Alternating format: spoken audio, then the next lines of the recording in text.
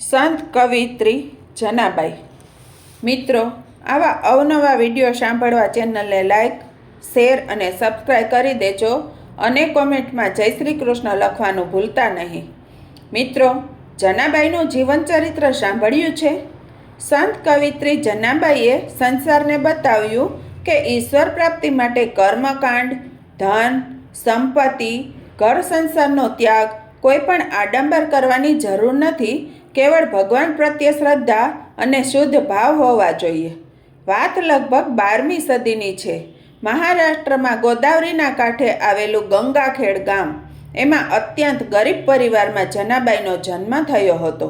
જનાબાઈની માતાનું નામ કરણ અને પિતાનું નામ દમા। માતંગ જાતિના જનાબાઈની માતાનું મૃત્યુ જનાબાઈ બહુ નાના હતા ત્યારે જ થયું હતું। જનાબાઈ 7-8 વર્ષના હતા ત્યારે પિતા તેમને અષાઢી એકાદશીએ પંઢરીનાથના દર્શન કરવા લઈ ગયા। એ સમયે પણ પંઢરપુરમાં અત્યંત ભીડ રહેતી હતી। આ ભીડમાં બાપ બેટી વિખૂટા પડી ગયા। માતાના મુખેથી સાંભળેલી વિઠ્ઠલની રચનાઓ, વાર્તાઓ તેમને યાદ નહોતી, પણ વિઠ્ઠોબા બહુ મોટા ભગવાન છે એવી તેમને ખબર હતી। એટલે વારંવાર ભગવાનના દર્શન કરવા મંદિરે જતા, પણ એકલી પડી ગયેલી જનાબાઈને ભક્તોની ભીડ વચ્ચે 4 દિવસ સુધી વિઠ્ઠલના દર્શન ન થયા અને બાપુ પણ ન મળ્યા। એથી તેઓ એક જગ્યાએ બેસી અને રડવા લાગ્યા। તે વખતે પ્રખ્યાત સંત નામદેવજીના પિતાજી દામાશેઠની નજર એ કન્યા પર પડી અને એની કથા જાણીને તેઓ જનાને પોતાને ઘરે લઈ ગયા। અહીં એક મત કહે છે કે ખુદ જનાના પિતાજી જનાને નોકરાણી રૂપે સંત નામદેવજીના ઘરે મૂકી આવ્યા હતા અને પછી તેઓ પંઢરપુરમાં જ મૃત્યુ પામ્યા હતા। દામાશેઠના બહોળા પરિવારમાં જના ભળી ગઈ અને કુટુંબના સદસ્યની જેમ કામ કરવા લાગી। દામાશેઠનું આખું કુટુંબ વિઠ્ઠલ પ્રેમી, એમાંય તેમના પુત્ર નામદેવ તો બાળપણથી સંત પ્રકૃતિના। જનાબાઈ નામદેવથી મોટા અને તેમને પણ વિઠ્ઠલ પ્રત્યે ખૂબ લાગણી। તેથી જનાબાઈ નામદેવના બધા જ કામ કરે જાણે તેમની દાસી હોય। નામદેવ ગાતા હોય, પ્રભુ સ્મરણ કરતા હોય ત્યારે જનાબાઈ પણ એ સંગીતમાં, ધૂનમાં મગ્ન હોય। દરેક કામ કરતાં કરતાં પણ વિઠ્ઠલનું રટણ ચાલતું જ રહે। એવામાં અષાઢી એકાદશીનો પ્રસંગ આવ્યો। નામદેવ તો ભજન ગાવામાં લીન થઈ ગયા। વળી અનેક ભક્તો પણ જાત જાતના વાજિંત્રોથી સૂર પુરાવતા। આખો માહોલ એવો બની ગયો કે દરેકના મન મસ્તકમાં વિઠ્ઠલ સમાઈ ગયા હતા। એક બાજુ ઊભા રહી સાંભળતા જનાબાઈ પણ એ રમઝટમાં એવા ગુલતાન થઈ ગયા કે ભજન પૂર્ણ થયા બાદ પણ તેઓ વિઠ્ઠલમય જ બની રહ્યા। આવી મદોષ અવસ્થામાં તેમનો લાંબો સમય પસાર થઈ ગયો। તેટલામાં સવાર પડી ગઈ અને જનાબાઈ ધ્યાનાવસ્થામાંથી બહાર આવ્યા અને ભાન થયું કે ઘરના કેટલા બધા કામ બાકી છે। દરેકને પાણી, ખોરાક, કપડાં વગેરે જોઈશે। એટલે હાંફળા ફાંફળા તેઓ મેલા કપડાનું પોટલું લઈ ચંદ્રભાગા નદીના કિનારે ધોવા ગયા। મનમાં અજંપો હતો, છતાં મુખમાંથી વિઠ્ઠલનો જાપ બંધ થતો નહોતો। ત્યાં અચાનક એક વયસ્ક માજી તેની પાસે આવ્યા અને કહ્યું, લાવ, હું તને કપડાં ધોઈ આપું, તું બીજા બધા કામ કર। જનાબાઈને નવાઈ લાગી। માજી સાવ અજાણ્યા, વળી વયસ્ક, તેમની પાસે મારું કામ કેમ કરાવવું? તેમણે સવિનય માજીને ના પાડતા કહ્યું કે તમને કપડાં ધોતા નહીં ફાવે। ત્યારે માજીએ જવાબ આપ્યો, હું એવા કપડાં ધોઈ આપીશ કે એમાં ક્યારેય દાગ નહીં લાગે। હજી વાસણ સાફ કરવાના હતા, દરણું દળવાનું હતું, પાણી ભરવાનું હતું।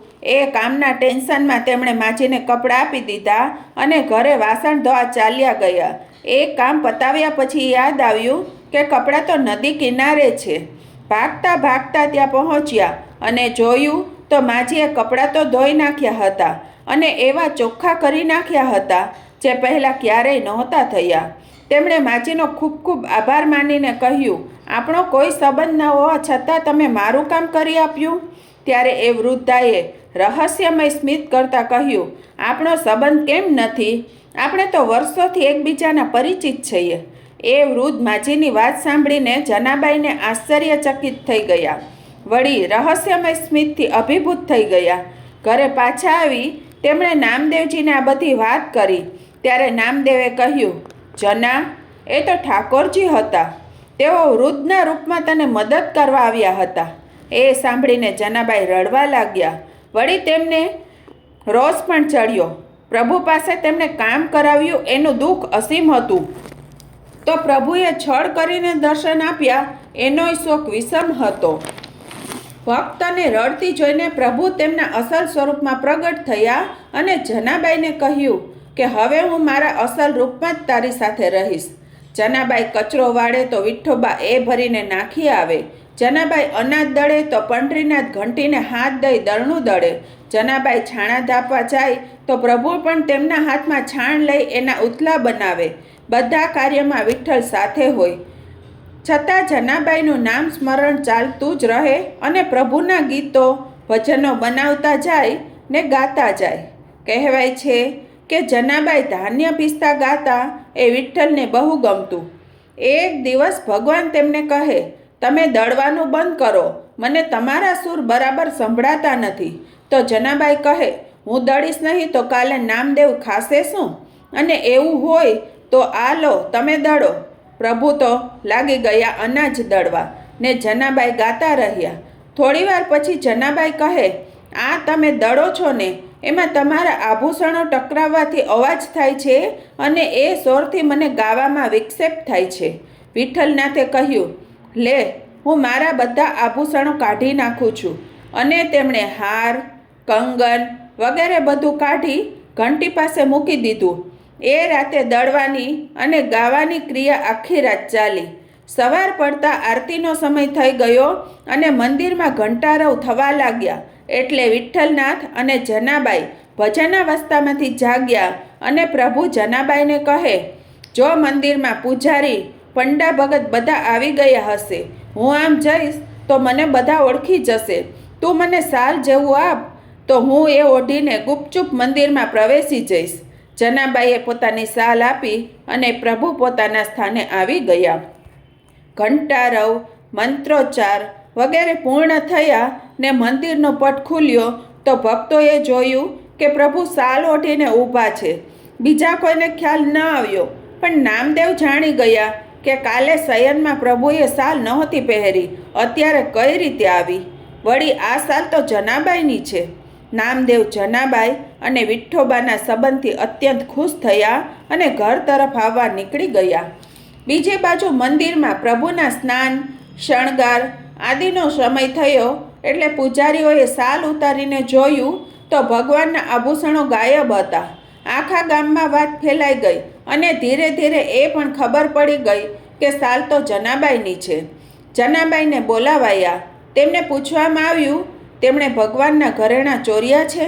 ત્યારે જનાબાઈને ખ્યાલ આવ્યો કે આભૂષણ તો ઠાકોરજીએ પોતે મારી ઘંટી પાસે કાઢીને મૂક્યા છે, પણ એ વાત ગ્રામજનો કે પંડિત પૂજારીઓ માનવાના કે સમજવાના હતા જ નહીં.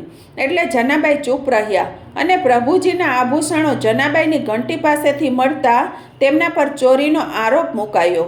જનાબાઈ આરાધ્ય દેવની આવી ચાલથી વ્યથિત હતા, પરંતુ જેવી હરી ઈચ્છા એમ જાણી બધું સહન કરી લીધું. આ બાજુ ભગવાનના ઘરેણાં ચોરાવાની કેવી આકરી સજા થાય એ દાખલો બેસાડવા ત્યાંના રાજાએ જનાબાઈને ફાંસીએ ચડાવવાનું ફરમાન કરી દીધું અને તેમને ગામના ચોકમાં રખાયેલી સૂડી પાસે લઈ જવાયા. વિઠ્ઠલ વિઠ્ઠલ ભજતા તેઓ સૂડી પાસે પહોંચતા જ પ્રભુનું નામ સાંભળીને લોખંડની સૂડી ઓગળવા માંડી, જાણે મીણ હોય. રાજા સહિત સર્વે ગ્રામ્યજનોએ આ ચમત્કાર જોયો અને તેમણે જનાબાઈની માફી માંગી, પરંતુ કહે છે કે જનાબાઈએ એ જ પ્રભુના ચરણમાં જવાની ઈચ્છા કહી અને ત્યાં જ ઈચ્છા મૃત્યુને વર્યા. સંત જનાબાઈનું જીવન ચરિત્ર એ વાતનું પ્રમાણ છે કે ભલે તમે ગમે તે વર્ગના હો, પરંતુ સાચી ભક્તિ અને સમર્પણથી ભગવાનને પામી શકાય છે. મિત્રો, જ્ઞાની પુરુષોએ કહ્યું છે કે પૃથ્વી પર જ્યાં જ્યાં પરમાત્માના પગલાં પડ્યા છે, જ્યાં જ્યાં તેમના તીર્થસ્થાનો છે, એના પરિધમાં આવેલા વિસ્તારો પણ પવિત્ર છે. એ મંદિરો, સ્થળોની યાત્રા આસ્થાળુઓને વધુને વધુ ભગવાનની નિકટ લાવે છે. પ્રભુને મળવાની ઉત્કંઠા ઝંખના જગાડે છે. પ્રભુ પ્રત્યેનો પ્રેમ પ્રગાઢ બનાવે છે. પંઢરપુર જાઓ ત્યારે ગોપાલપુર ખાસ જજો. એમાંય જનાબાઈ